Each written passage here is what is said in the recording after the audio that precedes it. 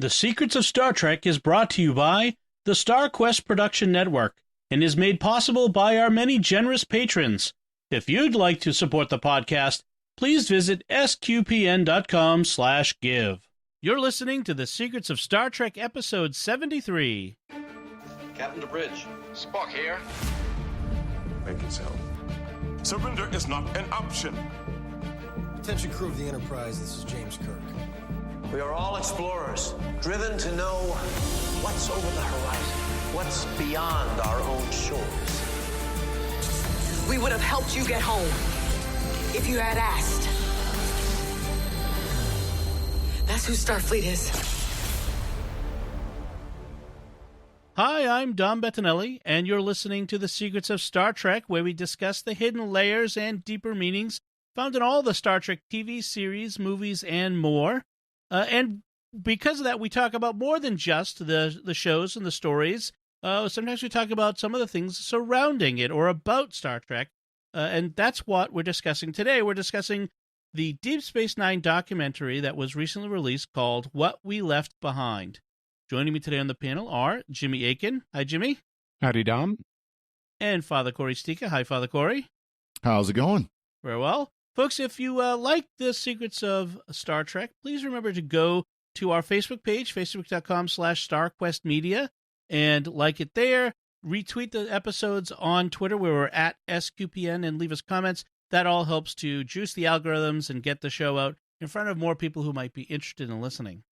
So, this is, as I said, it's a little different than our usual fare. We're talking about this documentary that came out in May 2019, called What We Left Behind, which is an obvious play on the name of the last episode of Deep Space Nine, which was called What You Leave Behind. So, and it came out, I think it's timed for the 20th anniversary of the end of the show. Is that correct, of the series? Yeah, and there was also another purpose behind releasing it, because it includes all this new footage that's digitally remastered, and they're hoping to show Paramount that there's enough interest in Deep Space Nine to get them to do a digital remastering release of this, they have for the original series. And if they do the remastering like it was done for this documentary, I hope it happens, because it was beautiful. I mean, it was absolutely well done. Yeah, the biggest one was the battle, the Dominion War battle, which was the biggest special effects thing of the original series, which they recreated for this. We'll get into even. Yeah. Well, we'll get to that. Yeah. Sorry. So everybody was here. All of the so you're saying don't start on the space battle. Yeah, exactly. Which is exactly what they say in the documentary. It included all of the regular and recurring cast, except for Avery Brooks, who we have a few recordings of him from previous interviews, but he didn't sit for interviews for this documentary. We'll talk about that in a second. And it also included all of the writers from the original series gathering together. Not all, but most of the major ones. Right. Most of the major writers, the producers, and from the writing room, getting together to discuss an outline for a hypothetical. Keep in mind, it's hypothetical. It's never going to be made, so that's good. Yeah. A hypothetical 8th season premiere that would be set to take place 20 years after the end of the series. So we'll talk about that too. So one of the downsides, by the way, of possibly remastering it is, did you notice how bad all of the makeup looked? The Ferengi makeup, you could tell it was like that vinyl fake. It wasn't skin. So that would be, I don't know how you handle that in remastering for HD stuff that was shot in SD, but that's just something interesting. So the documentary the idea for the documentary came around 2012 when Ira Steven Behr, who was the showrunner for the original, for Deep Space Nine, was approached during a Star Trek convention and asked to host a Deep Space Nine documentary. See, William Shatner had just done 3 for the original series, and in Next Gen and of various kinds, and he wasn't going to do any more. And Behr said, if I do, I want to do something different, not just a bunch of talking head interviews, which they clearly did. They crowdfunded the some of the financing of this. I'm sure there was other financing, but they crowdfunded. Crowdfunding is not always just about the money, but it's often about getting buzz and making it viral. I will just have a full disclaimer. I was a backer I got at the level, I forget how much I gave, but it was at the level of where I got the Blu-ray disc in the digital. So I was not at the level where my name was in the credits at the end. I looked because I didn't remember, but and now it wasn't. So too bad. They were worried at first that they wouldn't raise the $150,000 goal in the course of 30 days. They hit that goal in a day, and they eventually raised something like $650,000. Wow. All right, so no Avery Brooks. What did you guys think of that? The fact that he didn't sit for this? He's sort of the Christopher Eccleston of Star Trek. It's like, okay, yeah, I was the lead character, and now I don't want that much to do with you. Right. Yeah, so I looked up online. Some people claim that he's become less mentally stable over the years, which I think is one of those things they say about actors who don't want to talk about old roles. That people end up like, oh, that's because he's gone crazy. Well, and he's a very eccentric character to begin with. I mean, you just see it in the interviews they show. Yeah. He's very different. Yeah. Yeah, and he doesn't in talking about issues that are contemporary issues, like, race relations and stuff, he has his own way of talking about them. He doesn't use the standard terminology. He doesn't say African American. He doesn't say black. He says brown. Consistently, right. He says brown. When all the other actors, whether they're regardless of their ethnic heritage, including other brown actors, are saying black. Yep. Right. Yeah, so in the documentary itself, they kind of address it by saying, just imagine you're talking to a jazz musician. That's how he talks, and that kind of makes sense given what you hear. He doesn't speak in complete sentences and all that sort of stuff. So yeah, his directing advice to actors would be things like glide. Yeah, exactly. Slalom. Yeah. So some people say he's, like you said, Jimmy, he doesn't like what Star Trek, how it defined him in his career, like both things that Shatner and Patrick Stewart actually once felt, and less so now, obviously.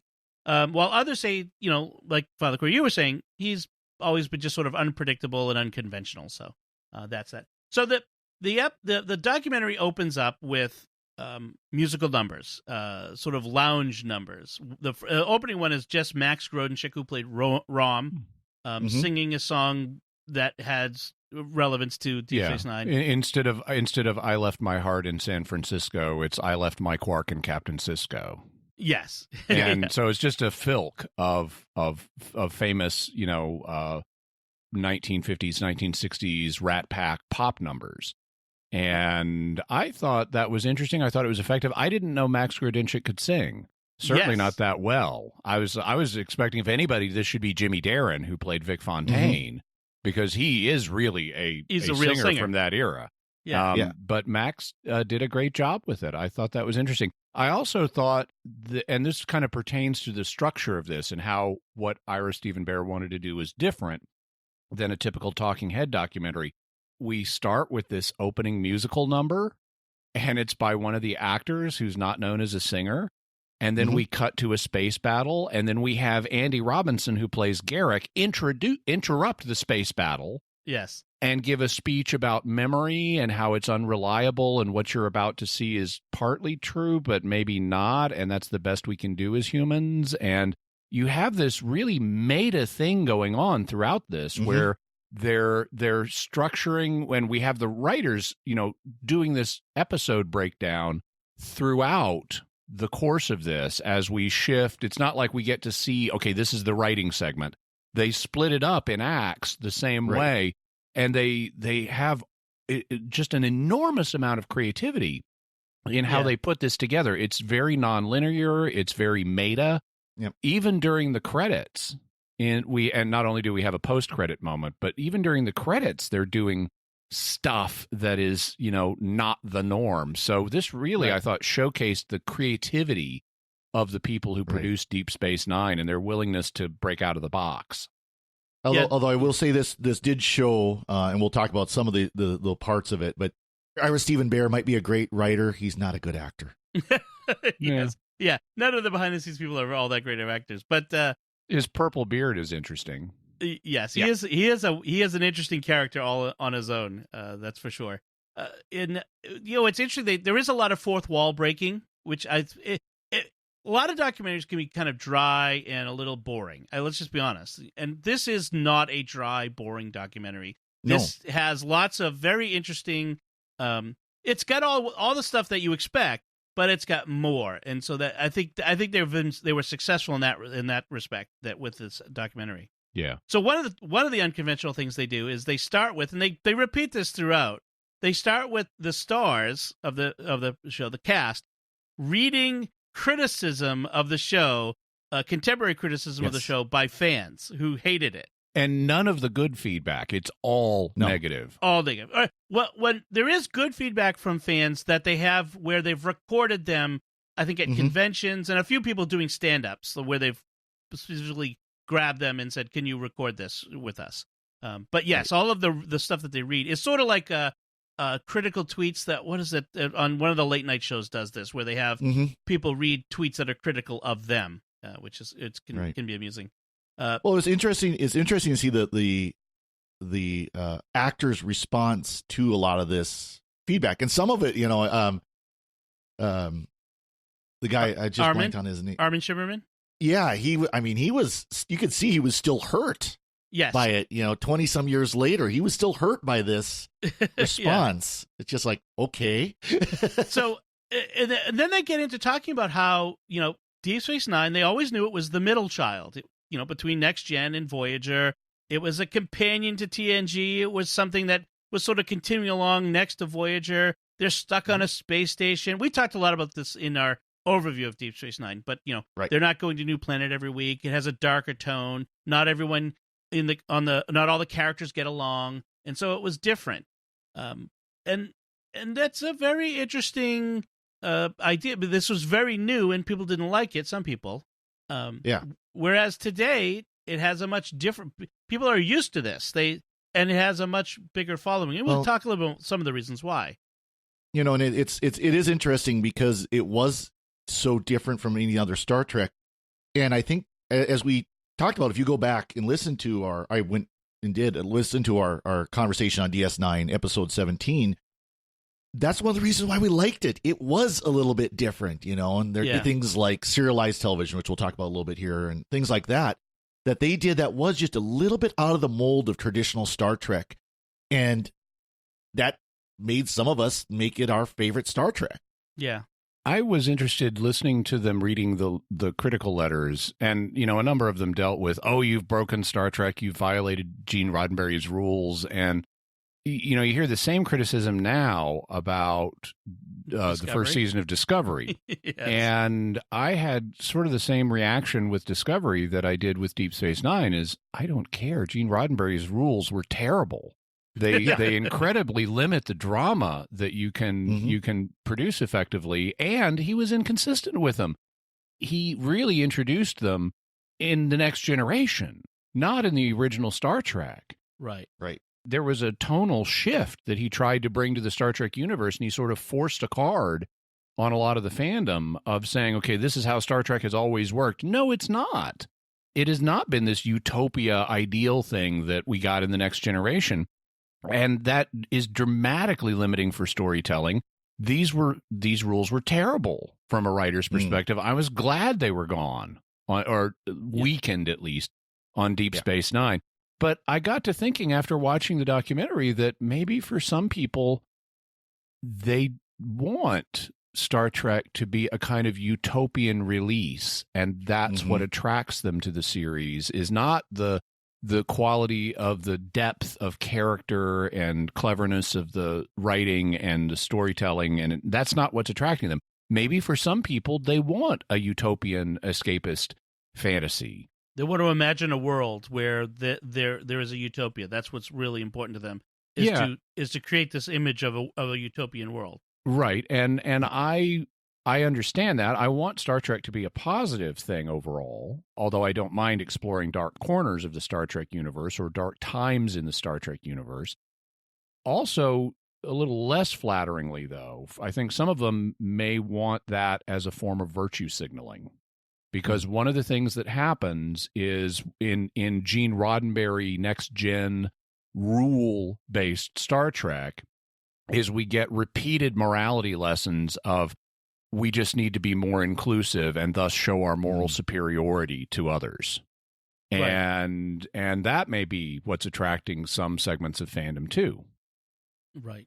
I find it very interesting how the people who we could fundamentally disagree with so much of the outlook and even the how they approach the subject of the show with the people who make it, and yet we could love the product that they that eventually comes out. Yeah. Like so seeing a documentary like this shows you the mindset behind some of this and what they were attempting to do. And I look at it going, yeah, I fundamentally have a different viewpoint on the world than you do.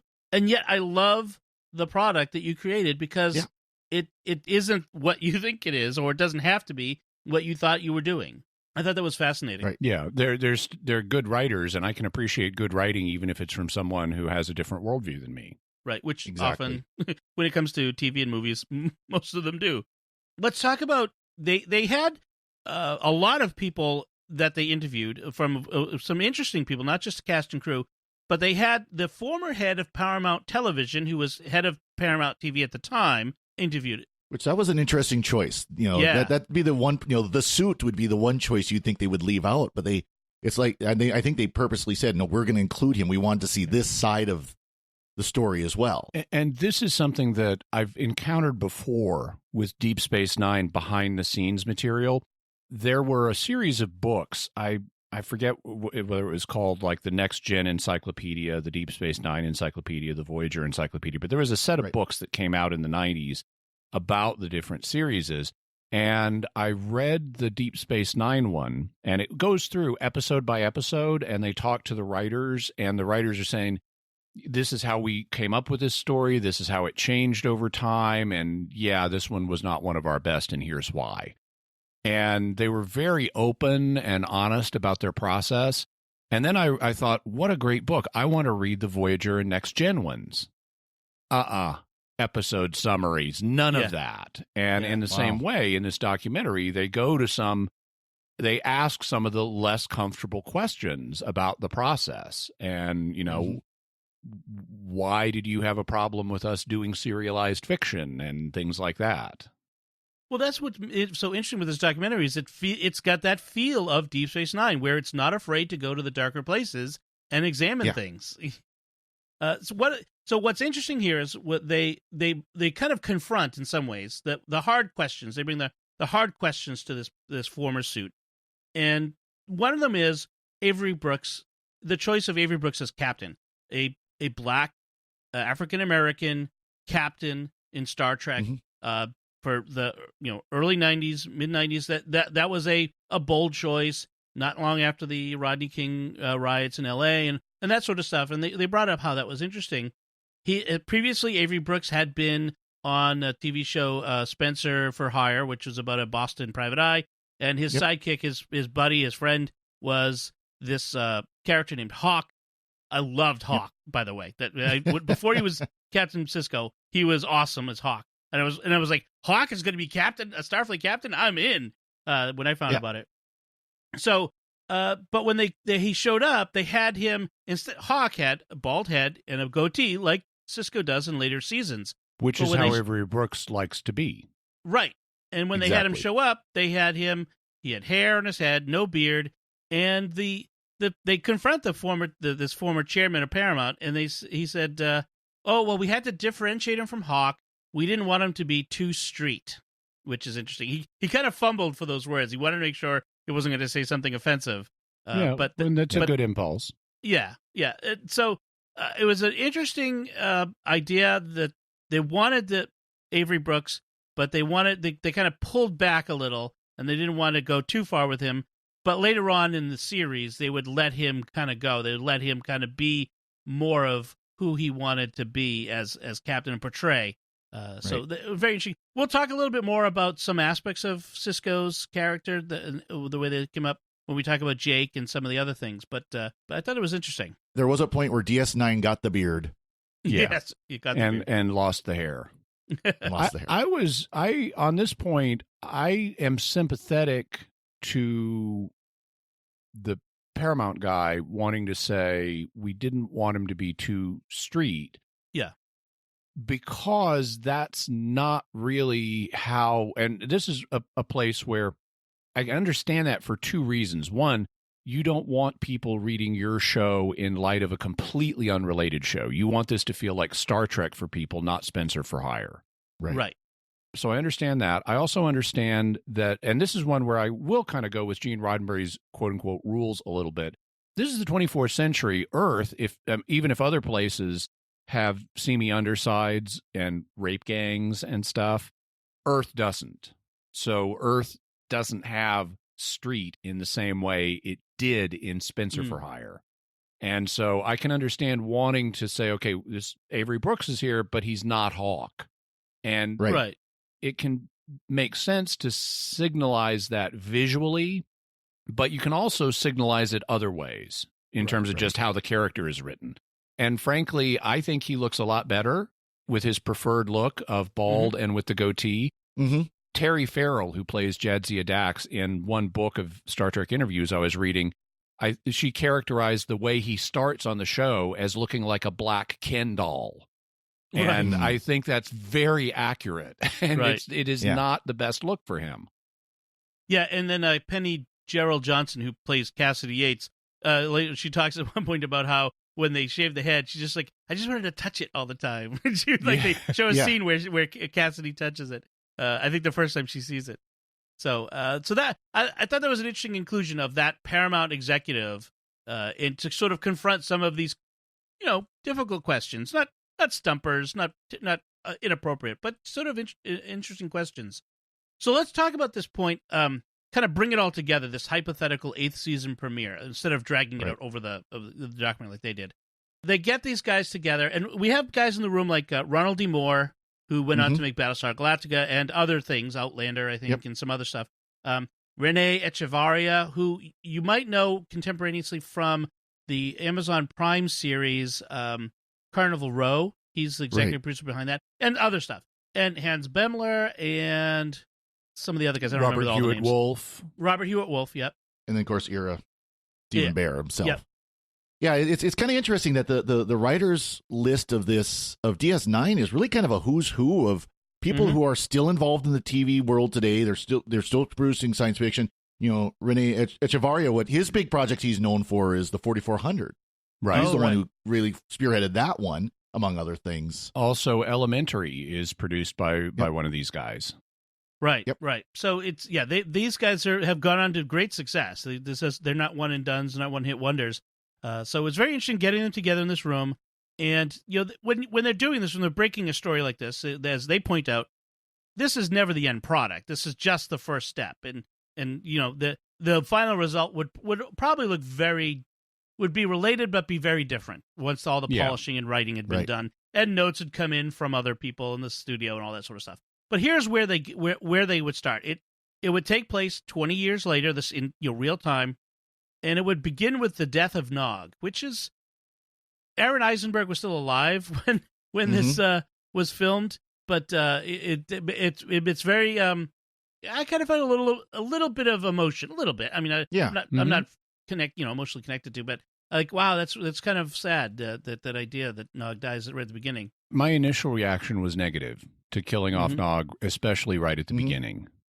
Because when you have Nog is an established beloved character, and anytime you kill an established beloved character, you need to build to that. Right, you need to earn it. You don't do it right off the bat. Well, especially since they took this established beloved character and put him to like the peak of his career as captain of the Defiant. Right, and you're like, yay, Nog is captain of the Defiant. He made it. Oh. He succeeded. Yeah, and it comes across as a shock tactic. We're just doing this to come out of the gate with a bang, literally, and shock the audience. Yeah, I did like that little scene where they're interviewing Aaron. And he goes, "You don't kill the Nog," and just storms off, and everybody in the back just starts clapping. Yeah, he was obviously acting it, but it was just so funny. It was a cleverly done scene. And so because of that, then we go 2 weeks earlier, which is a gimmick I hate on TV. Like I don't mind that. Oh, I hate it's just such I think it's just overused. I just think it's overused as part of the problem. Yes, exactly. I think it has become a crutch for too many writers, but we'll go with it. So the crew is being called together by Nog back to Deep Space Nine. Deep Space Nine is now a religious shrine for the Bajorans. Bajor never became a member of the Federation. Kira is now a Vedek, which is the equivalent of is it a bishop? Bishop, a bishop. Right? Yep. And apparently they've secretly converted the Jem'Hadar to the Bajoran religion, and they're now Bajor's secret army. All right. Worf is about to become the Klingon Chancellor. Ezri is captain of a medical ship and married to Bashir. And Bashir is now head of Section 31. Maybe. They don't establish that. They speculate that. Right. I mean, all of this is sort of... which could be an interesting plot line. I think that would be interesting if they would have done that. It's interesting to see Bashir kind of has gone in a dark direction as his character. That's an interesting move from the starry-eyed young doctor he was at the beginning. They say that Section 31 feels that religion is too divisive and they want it gone from Earth. And so I'm not sure what that has to do with the destroying the wormhole and the prophets. No, they said they removed it from Earth. It's gone from Earth, and now they want to remove it from Bajor. Okay. So they can get Bajor to come into the Federation. Yeah, the idea will be if you destroy the wormhole, then the prophets are gone, the Bajorans will give up their religion, and they'll become secular, and they'll want to join the Federation. I think this betrays a lack of understanding on the part of the writers of religious people. Right. Yeah, also, I appreciate their desire to take religion seriously. And I admire the boldness of the writing choice of saying Section 31 may have been responsible for defaithing large chunks of Earth, and now they want to do something that sinister elsewhere. Mm-hmm. Right. Now, I don't buy that there are no religious people on Earth. That's a Gene Roddenberry fantasy. Right. Cassidy Yates is a religious person. Right. Most people in the Star Trek universe may not be religious, but there are religious humans. Anything else is unrealistic. Having said that, I appreciate what they're trying to do here and the boldness of the choice. Also, though, the logic is flawed because religion, I mean, this is the standard secular trope. Religion divides people. Religion unites people. That's where we get the word religion, is from its uniting factor. And so the opposite Section 31 view would be to say, no, we need to convert all these people. That will unite them. Right. Yeah, I mean, that Deep Space Nine has a reputation as being the Star Trek series that took religion the most seriously. And they did. And I give them credit for that. But, as well as taking economics most seriously. But, Hollywood writers, they don't really understand economics. They don't really understand religion, but at least they're trying. Right. So I appreciate, and the fact is, the Section 31's bad guys, right? It's the bad guys who are trying to destroy religion. So they're not making it as if destroying the religion is a good thing. It's just it's just what it is. And so Section 31 maybe misunderstands religious people more so than the writers. So I'll put it that way. So the couple other elements that are in this hypothetical 8th season, there is Sisko and Cassidy's son that she was pregnant at the end of the series. Their son has now been born. 20. And he's a Starfleet officer. But yeah, it's kind of weird because he'd only be like 19, 20 years old and already a Starfleet officer. Yeah, he is the science officer on Deep Space Nine, which is kind of a remote podunk assignment at this point. Yeah. Since the Dominion War is over and it's just a religious shrine, so... Unless he's enlisted. I mean, but he hasn't had time to go to college and I know it is unusual to have a 19-year-old science officer even here. His name, by the way, is Joseph Yates Sisko. Right, named after Sisko's dad, Joseph. Yeah. Yep. And one thing that they never touch base on in this is, where is Cassidy Yates? She should be in here somewhere. Right. And probably they'd find her, add her in at a later point. Yeah, they talk about some they got of the a characters. whole season. Yeah. Yeah, I mean, I would assume she would go back to doing trading or whatever, or living on Bajor or something. They talk about, because this is just meant to be the first episode of a 24-episode season, And they talk at one point about bringing in Odo to do this investigation of what killed Nog, but then they say, no. We've got 24 episodes. We need to save some of this for that. Right. And that presumably some of these characters would be coming back. Yeah. And then we also have Molly, Chief O'Brien's daughter, who we did see as a small child on Deep Space Nine during the series. She's now a Starfleet officer, too. So that's a lot of fun that they would incorporate her as well. So it's interesting. At the end, Kira stands with the Starfleet folks instead of with the Bajoran folks. And so that's how the season would begin. The big thing we're building towards is the return of Sisko, which was what was promised at the end of What You Leave Behind. And we get an intimation that he's manifested to Jake when Jake was taking a shower. Right. And all of a sudden we just get a momentary glimpse of Jake standing in the white void, indicating he's having a prophet vision. Right. And then we have this with the tension that Section 31 has been stirring up. It's pitting the Bajorans against the Federation, and we have incoming ships and the Klingons, and it's all coming to a head. And the climax of the first episode at the 44-minute mark is Sisko simultaneously returns everywhere at once. He's on Deep Space Nine. He's on the bridge of the Klingon ships. He's in his office talking to Jake, saying, "I'm sorry." Wham! The end of the episode. And so what happens next? Right. Yep. And that's I think somebody tried to convince Ira Bear to do a graphic novel version of the 8th season, but he demurred. He refused. So we'll never know. It's up to us or some fan fiction to figure it out. But it's interesting. I'm not sure I want the 2019 version of Deep Space Nine. You know what I mean? With 2019 ideas and ways of telling stories and stuff. I like Deep Space Nine as Deep Space Nine.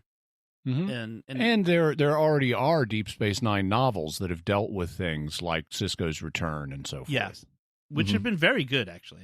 I've read some of them. There's too many for me to catch up. It's been too long to read them all, but they've been very good. So then this is a discussion about the uniqueness of the set of the Deep Space Nine set. It was massive. It was a practical set. The lighting was built in. The lighting you see on the set is the lighting that they had. And the set designers, they loved it. It was like a playground that they were on, that they could build this set. And the actors talked about acting on the set, how it helped them to feel in place. So that was interesting. Because it was an immersive environment. It's not like there's a fourth wall that's not there. Right. And that's always the interesting thing to see is when you watch some shows and you see the behind the scenes, and literally it looks like it's this big, let's say Doctor Who, it looks like you got this big console room, and it's really like this little tiny, 3-walled thing that has absolutely no space whatsoever. Right. And they just move the walls around as they're shooting from different angles. Exactly. We have a segment where fans react to having had strong female characters in both Jadzia and Kira. This was my least favorite part of the documentary, because it's like, okay, I don't care that they're women. Right. I like Jadzia and Kira as people. They're nice, complexly written characters. That's what I like about them. So I have in my notes, Kira and Dax, they're women. It's like, thank you. I knew that. That's not what interests me about them. Yes, I could tell when it was I did like that they talked about how Jadzia as a scientist inspired some young girls to want to become scientists and that sort of thing. I like that sort of that they had good role models. But yeah, we don't have to spend a lot. This is the paint by numbers part of any Star Trek documentary. Right? Yes. There's some discussion of the makeup for the Klingons, Ferengi, the Cardassians, and Odo, and how onerous it was for them to put it on. I love the part where O'Brien talks about how, like, the Cole Meany talks about the how onerous it was for him to put on like pancake makeup on his. It takes 20 minutes for like 5-10 minutes. Yeah. And then and Worf, Michael Dorn. Michael Dorn has to be in the chair for 3 hours every day. And he just gets like, "Oh, you jerk! You get done so quickly." Very funny. And the story of when Rene Auberjonois, who played Odo, at the end of one of the seasons just ripped the face off and threw it at Ira Bear, and Ira still has it enshrined in his home in a display case. And it looks so creepy. It does look creepy. So Mark Alamo, who played Gul Dukat, he is here. He is so odd. That is one he is. strange dude. He talks about how he never felt appreciated. I felt like this was not a put on for the documentary, that he really was voicing his real opinion.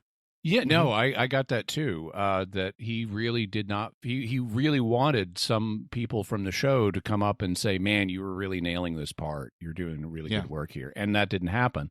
And Ira Burr talks about, well, the way writers communicate, you're doing a really good job, as they bring you back and they make your part deeper, which is what happened with him. I mean, Gul Dukat is beloved by, beloved and hated, as both sides of the coin, by fans. Yeah, he is a great villain. He is, he just gets more deep and more complex with time, and he's an awesome villain. And a lot of that's attributed to the way Mark Alamo played him. I mean, it's just perfectly. Absolutely. I think that, I think it's a little weird, but you know who else really felt underappreciated and really want other people to affirm him and the work he did? Gul Dukat. That's true. Maybe this is part of why he's so good at Gul Dukat. That is a really good point. There's a good bit of Mark Alamo in Gul Dukat. Well, also, Gul Dukat had the hots for Kira the whole series, and apparently so did Mark Alamo. Yes, exactly. That was so very awkward. I love Nana. They showed Nana Visitor's reaction to that. And she's like, "Oh, this is just so weird." Stop. I think some of their interaction on screen was not acting. By the way, if you ever want to see Mark Alamo in another, and it's a small part, but it's an interesting part, he is in the 1970s two-part television movie, Helter Skelter. Oh. He plays a police detective in that. And it's interesting to see Mark Alamo. Wow, this is Mark Alamo young and not in Kardashian makeup. Yeah.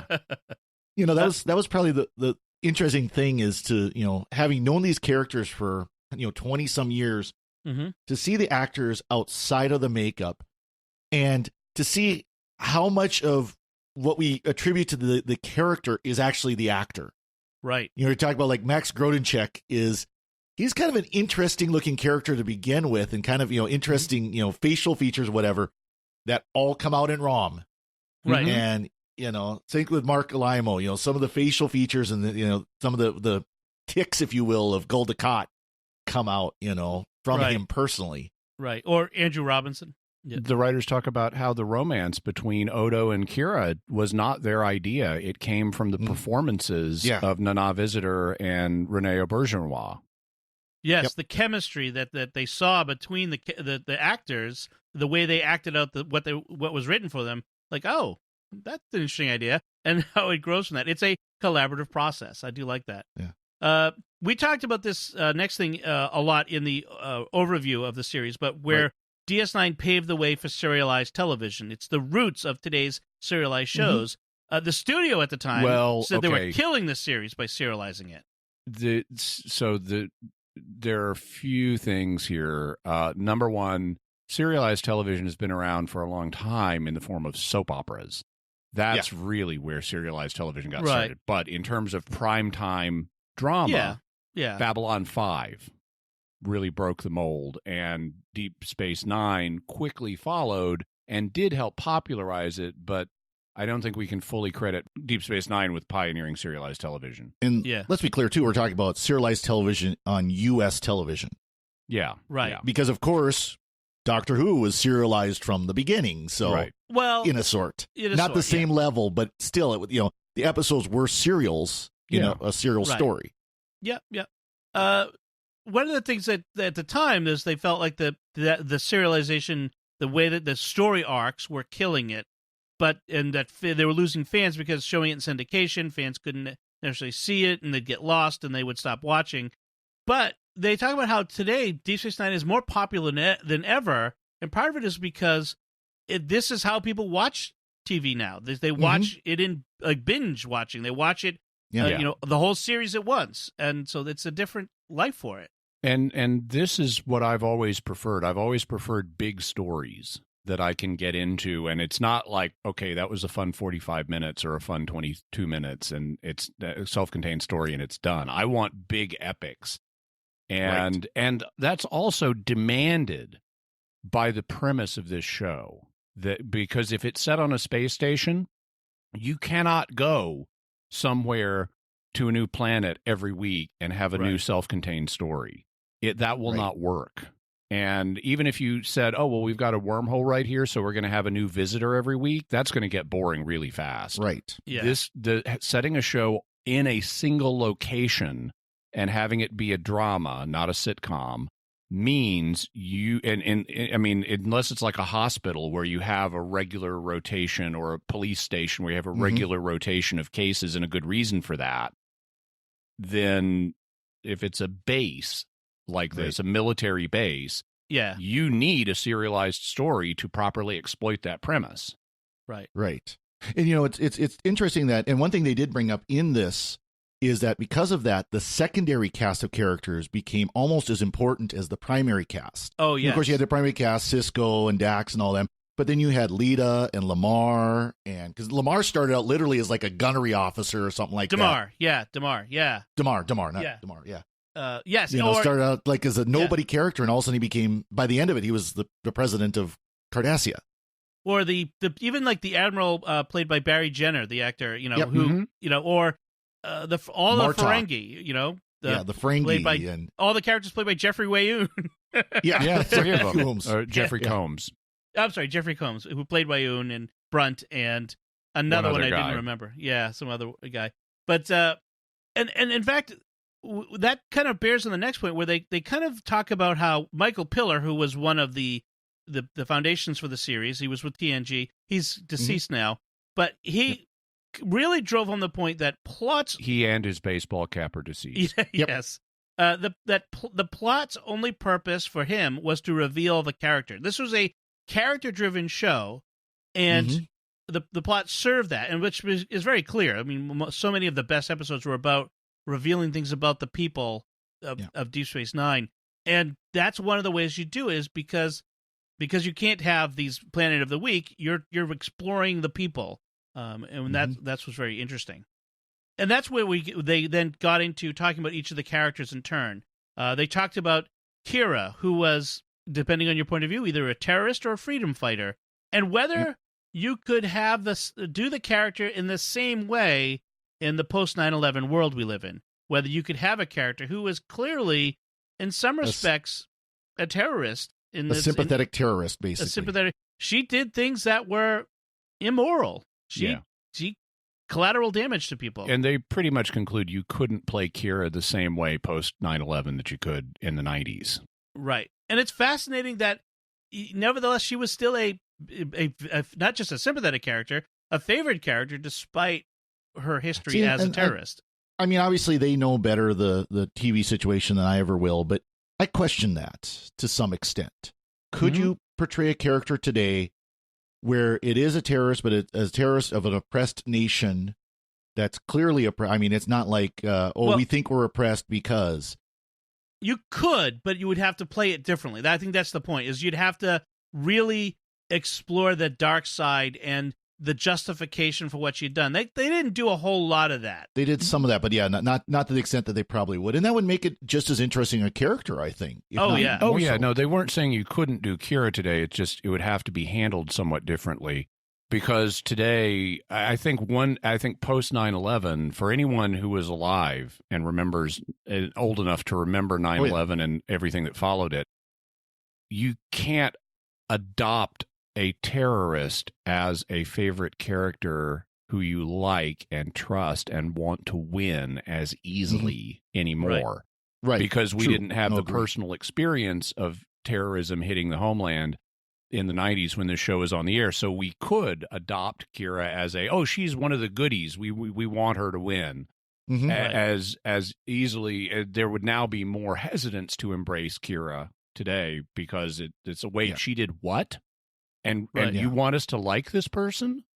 I mean, she was a religious terrorist in a sense. A fundamental.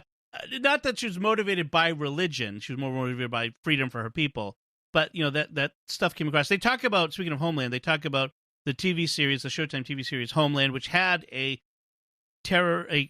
American who had turned and become a terrorist, Brody, and how he was sympathetic and stuff, but he was not like Kira. You did not want him to succeed. He was not the hero, clearly, but he was still sympathetic, and that's a big difference. They talk about Vic Fontaine, how important that character, the holographic character, became to the series. I think the Vic Fontaine and that Vegas vibe really lent a lot to the feel of the series in the last couple seasons. I think it became an indelible part of it. And Ira talks about how Vic Fontaine and James Darren, who plays him, there's not a lot of acting going on there, like we said before. Like that's pretty much the same person. Yeah. Incidentally, and they didn't really talk about it this time, but I mean, James Darren is known as a singer, and this relaunched. He had kind of, I guess, been in retirement, but appearing as Vic Fontaine relaunched his singing career. Oh yeah, and he made a couple of albums where he does the same songs, many of them. One of them is kind of more Dean Martin oriented, and one of them is more Frank Sinatra oriented. Nice. But he covers these songs, and they're really great. He did them after Deep Space Nine as kind of, in part, I mean, commercially, but also as a thank you to the fans for bringing back this aspect of his career. Yeah. One of them, I believe, is called "This One's from the Heart," and it's really great to hear him sing. You know, Fly Me to the Moon. Different Fly Me to the Moon, and The Best Is Yet to Come, and Here's to the Losers, and all those songs. Yep. Now, I love that music. That's just a part of me, so I really love it. I don't know how other people feel, but... What I love is the warmth in his voice is better than Frank Sinatra's. And I like hearing him sing Frank Sinatra songs better than I like hearing Frank Sinatra sing. Wow. Okay. Nice. All right, well, this episode's over. No, just kidding.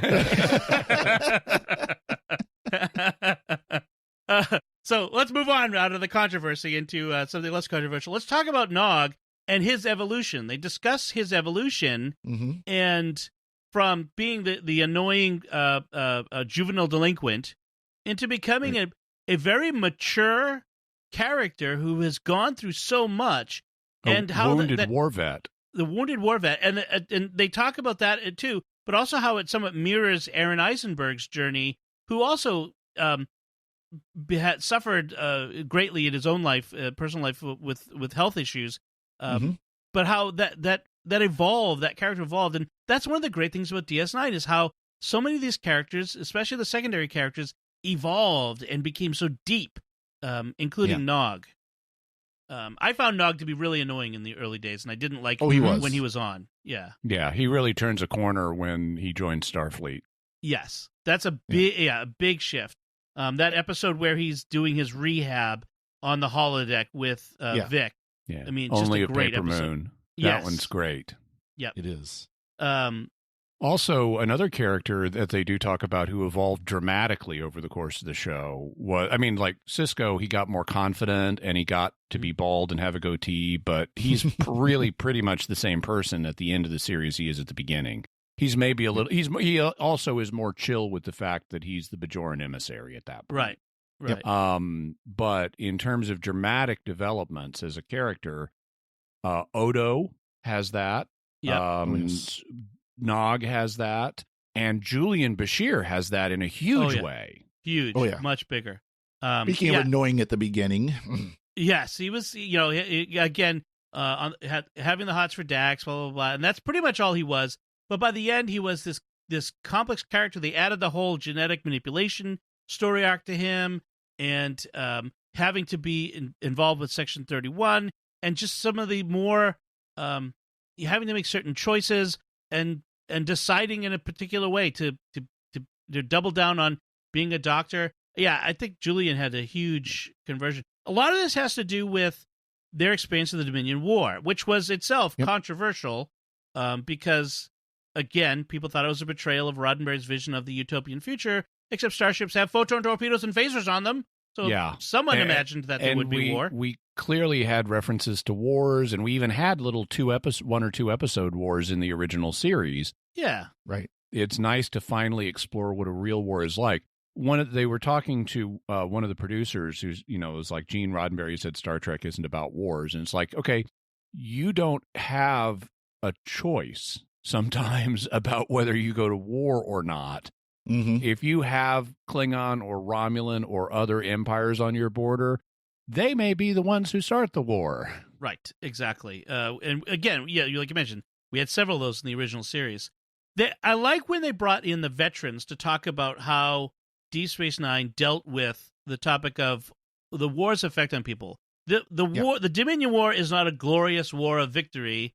They really explore the cost of war in many episodes, and I thought that was really well done. When they talk about the siege of AR 552, I think it is called, in that episode, and that was a really well done exploration of the idea of it was essentially like imagining a futuristic version of a Vietnam era fire base under assault by the Viet Cong, or the North Vietnamese army. I mean, that was really that imagination in that. It was really a well done, and I like that they brought in the veterans to talk about how the series, how so many military veterans love it. There's a great line on this that's so true. For those of us who have served, when we were serving, is we don't want a commanding officer who's your friend. We want a CO who will keep you alive. You're right. And they talk about that. Yeah. Yes, they do talk about that. And and then the Aaron Eisenberg talks about veterans who've been wounded, and we talked about this just a second ago, wounded war vets who told him how much they appreciated his portrayal of Nog, who himself was wounded and had an amputation, and how much that meant to them. So I really appreciate that they brought that out. They then talk about the Sisko-Jake relationship, and how it was so good to have on TV this role model of a black father raising his son in this way, where so many young black men don't necessarily have their father in their life in a loving way. This was, I've said this before, one of my favorite parts of Deep Space Nine is this relationship, the father who clearly loves his son and shows him that and is a good father to his son. So I like that part of it. Then they talk about the Benny Russell character, where Sisko has these visions given to him by the prophets, where he thinks he's a pulp fiction writer in the early 1960s, late 50s, I think it was, that time period. The episode's Far Beyond the Stars. And they talk about how when he acted in this episode, and Benny has this breakdown at the end, how Avery Brooks kind of descended into this moment and didn't come up out of it. And Nana Visitor says that Avery Brooks would tell her that you look for those moments in a scene when God shows up.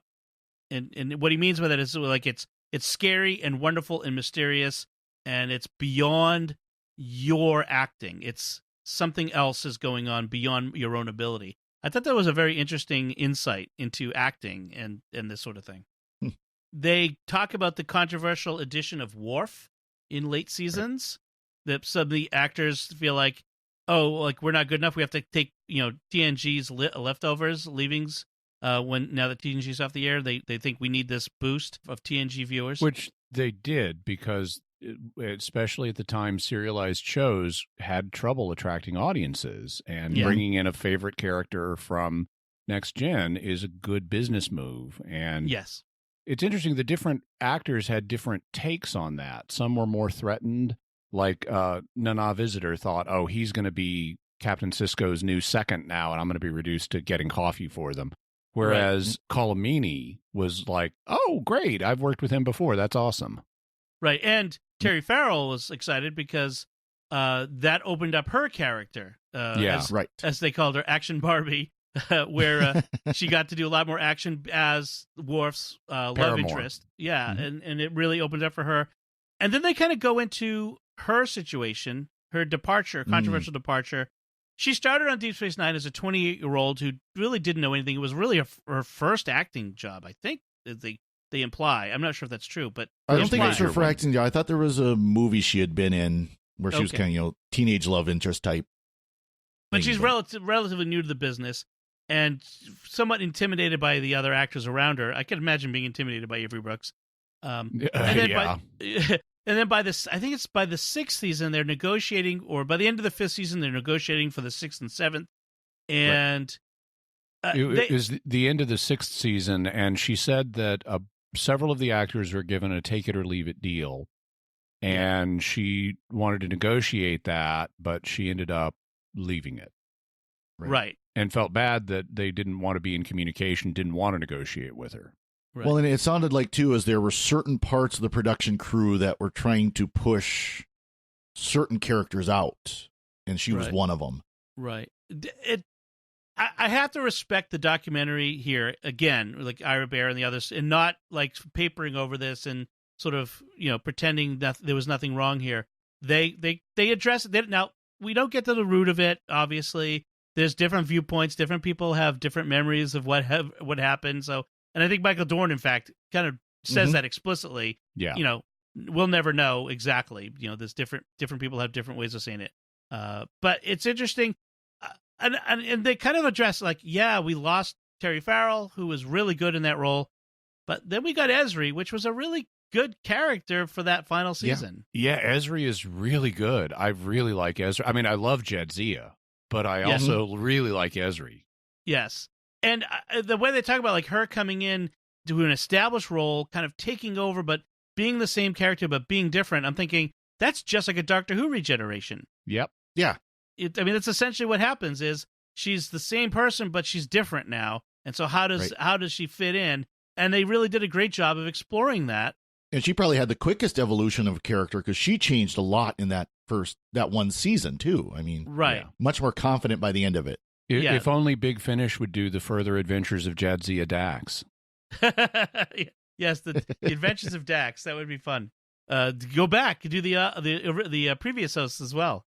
So then they talk about the evolution of Julian Bashir. We talked about that already. And then we have this section near the end where they talk about how Deep Space Nine addressed various social issues. Of course, like the war and the cost of war. We already talked about that.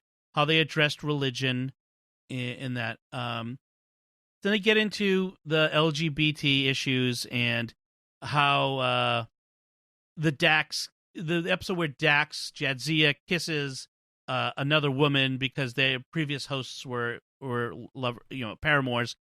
And it's this quote: "It's the first time I saw two people who loved each other not because of their sexual identity, but because they loved each other." And I'm like, hold on. The problem is that you're equating erotic or romantic love with all love. There are plenty of examples of people who love each other, who can love each other not because of their sexual identity, but because they love each other. There's lots of examples of that everywhere. And I just felt like that showed a narrow view, sort of, and I didn't appreciate that viewpoint as much as other stuff. So, and then they talk about what I call the J.K. Rowling moment where they decide that Garak was homosexual all along, and that just never mind the heterosexual relationship he had with Ducat's daughter. But anyways, yes, and Julian's pining after Jadzia, and then Esri. So yeah, it's silly backwards, imposing your current day attitudes on the previous time. They do talk a little bit about Garak in this, about how he's so popular among fans, why he's so popular. Some of that has to do with Andrew Robinson's portrayal. I mean, Andrew Robinson, again, is a brilliant portrayal, full of both humor but also mystery. And he's a little bit sinister, but he's a little bit your friend, and you're not quite sure what to make of him. And he kind of keeps you on the edge of your seat the whole time. I think it's one of the reasons people like Garak so much. Agreed. And yeah. And then they talk about the how they addressed homelessness in past tense 1 and 2, which, again, I thought you can't really equate that with current day issues of homelessness. Yeah, and not here in America. I mean, maybe Venezuela or something. Right. Right. Also, I thought those were some of the least successful Deep Space Nine episodes. Yeah. Because it's too on the nose. It's like, okay, I'm going to be preached at for a couple of episodes about the homelessness problem. And this is no longer storytelling. This is a sermon. Right. Right. Well, and of course they show, current day news reports about some of the serious homelessness problems in places like San Francisco and Los Angeles and places like that. And, that's not going to lead to the sanctuary city area. Oh, actually, that's kind of ironic because those are sanctuary cities as far as immigration are concerned, but these sanctuary districts, they call it. Yeah. And a lot of the problems there are this is a personal political opinion, but I've been to San Francisco, and a lot of the problems there are fed by the irresponsible policies of the San Francisco City Council. Just like back in the 70s, New York was a big mess, and it got cleaned up, and San Francisco could get cleaned up and give these people a better quality of life who are currently living on the streets in squalor and literal human excrement. Right. That's as we wrap up, one of the criticisms of this documentary that from a number of people who watched it was that it got way too contemporary political at the end. He brought up, contemporary. I don't want to get into the politics too much, just because I feel it's a distraction, and there's plenty of politics to talk about everywhere else. But that it did get political, and it felt like, well, what like Deep Space Nine addressed politics and addressed somewhat concepts of like the bigger issues, philosophical questions about political relationships. But this got very much contemporary, current event political issues, and they're even showing footage of President Trump in passing. Yes, right. Yeah, it just got, and it got very partisan. It was a very particular viewpoint being expressed, and I felt like that undermined the broad appeal of the documentary and of the series itself, and I think that's unfortunate. Yeah, we can be inclusive. Remember that concept? Maybe you want to include more than one political perspective. Exactly. So, and then roll credits. And Jimmy, you mentioned before about how there was some mid-credits scenes and a post-credit scene. I think, as you said before we started recording, reminded me that at the end they said Ira says, "Oh, we forgot to bring up Iggy Pop." Iggy Pop, and that prompts Nana Visitor to come out and debate with him about all the things they should have mentioned in the documentary that they left out, and he says, well, we had to make hard choices. It would have been 8 hours long at least if we went through every episode. And she says, yeah, but you left out the greatest moment in Deep Space Nine history. And he says, what do you mean? And she whispers it to him, and he says, oh, yeah, she has a point. Roll the greatest moment in Deep Space Nine history. Alamarain, count to 4. Alamarain, then 3 more. Alamarain, then 3 more. Alamarain, if you can see. Alamarain, you'll come with me. Alamarain, you'll come with me. So, any final thoughts on the What We Left Behind documentary, Father Cory? I just want to reiterate again, if the remastered footage that they showed in this is any sign of what it will look like if they do the whole series, come on, Paramount, get it done. CBS, whoever owns it, get it done. Yes. I like the description of it as film noir in space. I think that was a great description of what the series was about. Mm-hmm. I kind of got a kick out of it. There's the one picture of Michael Pilar when he was working on the series. In the back behind him is an old IBM PC with a bunch of floppy disks sitting there. It's like, yeah, that's the early 90s. That's about right. And then the story I'd heard before, there was that episode of the Siege episode where Bill Mummy, who had played Will Robinson, was in. Yep. And, of course, at the end of filming, Ira Stephen Bear goes down, and it's official. Star Trek has killed Will Robinson. Yes. There was the elephant in the room that did not get mentioned, by the way, in that discussion is... the fact that he was on Babylon 5 at the same time? Yes, that did not get mentioned. I thought it was interesting. Jimmy, do you have any final thoughts? Nope, that's it for me. Awesome. All right, so before we take our leave, we'll take a moment to thank our patrons who make it possible for us to create the Secrets of Star Trek, including John M., Jerry M., Luis M., Craig B., and Peter D. Their generous donations at sqpn.com/give make it possible for us to continue the Secrets of Star Trek and all the shows at StarQuest. You can join them by visiting sqpn.com/give. So that's it from us. What did you think of this Deep Space Nine documentary called What We Left Behind? You can, not only is it available on DVD, it's available on streaming, so you can check it out online. Let us know by commenting on the show at sqpn.com/Trek. or our Facebook page at facebook.com/StarQuestMedia, or send us an email to trek@sqpn.com. We'll be back next time when we'll be discussing the Next Generation episode, Code of Honor. Get that to look forward to. Until then, Father Cory Sticha, thank you for joining me and sharing the secrets of Star Trek. Thank you, Dom. And Jimmy Akin, thank you as well. Thanks, Dom, and live long and prosper. And once again, I'm Dom Bettinelli. Thank you for listening to The Secrets of Star Trek on StarQuest. And remember, the greatest moment in Deep Space Nine history, Alan Moraine jumped 3 steps.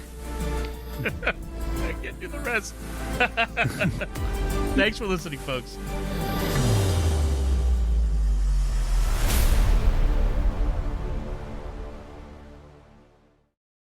Alamarain, count to 4. Alamarain, Count then 3 to more. 4.